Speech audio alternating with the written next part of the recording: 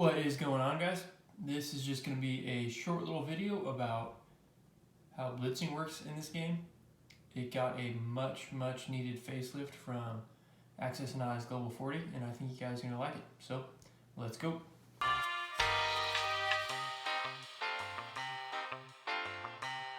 Okay, so the most important difference between Axis and I's Global 40 and Global War 1936 is that you can blitz after combat.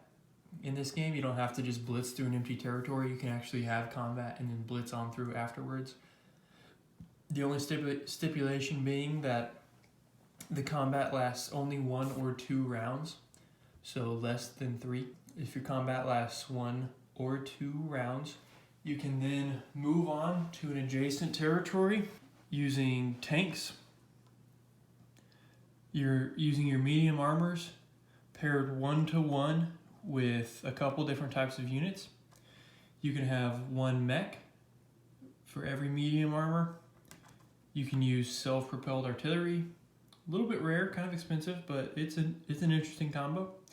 You can also use your fighters or attack bombers paired 1-to-1 with medium armor. That means that for every 1 medium armor, you can have 1 of any of those 4 units in your blitzing army. Now you can also use heavy armor to blitz. So you can pair your heavy armors 1-to-1 with other units to blitz on through. And that's about the extent of it.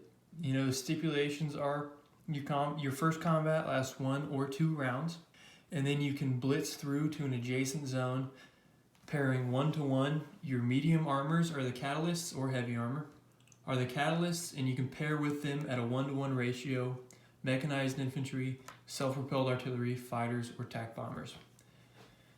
And of course, all the upgrades of these units, so like upgraded mechs can pair 2-to-1 with medium armor. That's kind of a cool thing about them. Your advanced self-propelled artillery can still blitz. Your jet fighters can still blitz. Now, there are a couple of restrictions.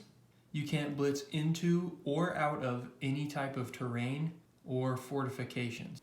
And what I mean by into or out of is, if we have a medium armor here paired 1-to-1 with our mech infantry, and we attack this zone, win our combat in 1 or 2 rounds, we cannot then blitz into a territory that is mountainous. See, both of these have the roundel and the mountain terrain. These are mountain territories, and we cannot blitz into them. Or, if we are coming from this direction, and we attack Yakutsk here, which is a mountain territory, we cannot then blitz out of the mountains into an adjacent non-mountainous territory. So that's what I mean by into or out of terrain or fortifications. Rivers don't affect this. You can blitz over rivers, but remember that you still have the first round penalty if you're crossing a river to get to the roundel. And that's about all there is to it, guys. I'm going to give you a quick demonstration here of what you can use blitzing for. So we have this German force here in Stalingrad, and we've got some Russian defenses out here. What the German wants to do is attack Western Kazakhstan during his combat movement phase and combat phase. They resolve this combat, and if the combat ends in 1 or 2 rounds, the German player may at that point declare that he is blitzing. He doesn't have to beforehand. He can wait to see what happens and then declare a blitz. And at that point, this infantry will have to stay.